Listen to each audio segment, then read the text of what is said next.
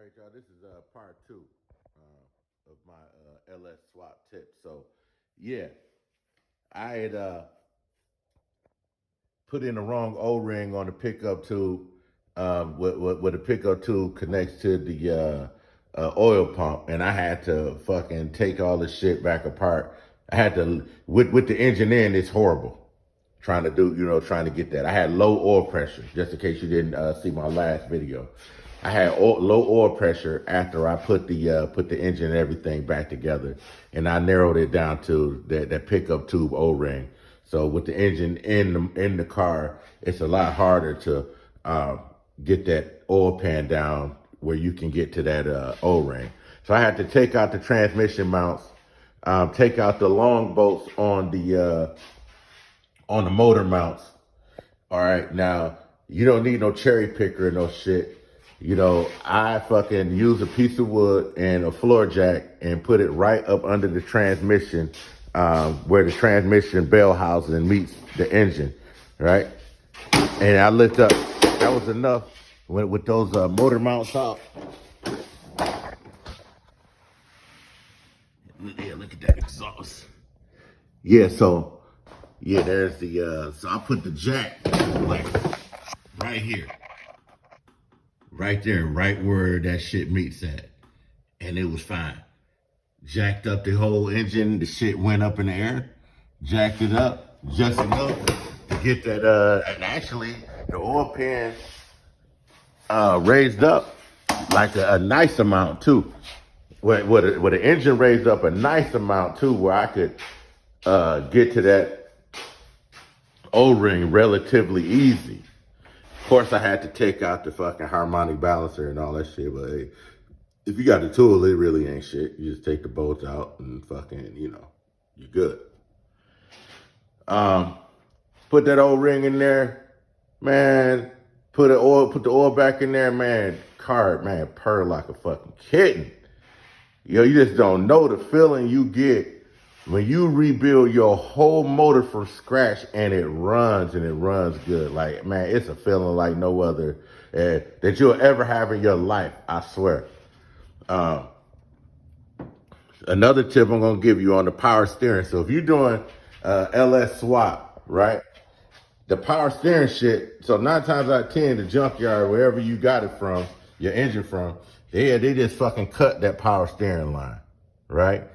So I'm like, fuck, right? So, the one line is not a high pressure line. You could just fucking, put hose clamp on that.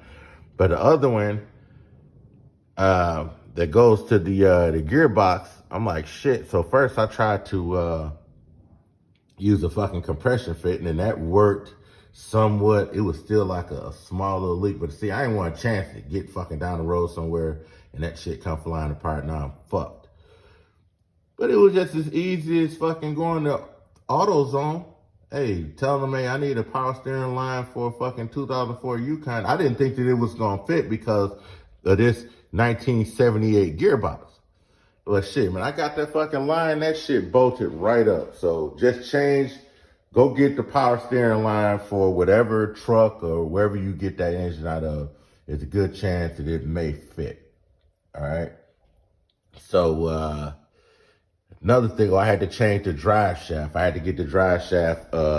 Actually, I went to the fucking junkyard because if you got like an older, like 350 or some shit in your car, you're gonna have to, that transmission or whatever is different. So that drive shaft's not even gonna fit in that hole. So you're gonna have to get that drive shaft that made up to that 4L60 or 4L80 trans that you got or whatever that you got on your for your LS, and you're gonna have to measure from the back of that trans to the U joint. Or to the yoke where the U joint is supposed to connect. I'll show you just like this. So, yeah, so you have to measure from right here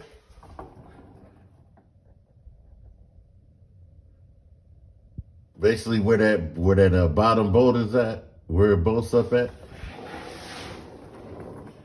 to right there. See where that rubber boot is at? You're gonna have to measure from there to there. And that way that'll tell them, whoever's doing your drive shaft, how long to make it. Your O2 sensors, you're gonna have to use a step drill bit and drill your, where you want to put your sensors at. And you want to make sure you put those sensors off to the side, man, where it won't melt your damn wires, because that shit will melt your damn wires. If you got them wired in wrong, not wrong, but if you got them where the wires hanging, that shit, it will fucking melt. You want to make sure that your fuel pump wires is fucking ran away from the exhaust, or that shit'll melt your shit and leave you stranded. Transmission lines. See, everybody else, a lot of people I know, they use the fucking flared hard steel line. See, me, I like to make shit easy. I don't like to work fucking hard. I don't like if I ain't gotta fucking be all flaring shit and trying to fucking make shit fit. Hey, I won't. Like, for me, that fucking steel braided line is so much fucking easier because, okay, you right here on the side of the trans, right? You got your steel braided line, man. That shit bolts right to the fucking transmission. It's for the transmission cooler. This shit bolts right to the fucking transmission. It fucking goes right into the radiator and fucking bolts in the radiator. Like, fucking, how much easier can you fucking get? Like, like, why would you want to do anything less easier than that? You know what I'm saying?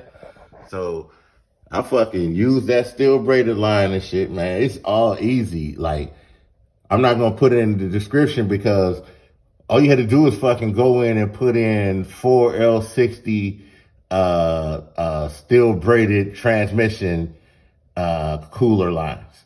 And that shit will come right up, everything you fucking need. Then the shit came with like fucking 4 different types of fittings and everything you fucking needed. You know what I'm saying? And then too, you look at this like aftermarket harness, you can just see, man, how the shit is just plug and play, man. The shit, all the fucking wires, basically that shit just fucking just goes right in.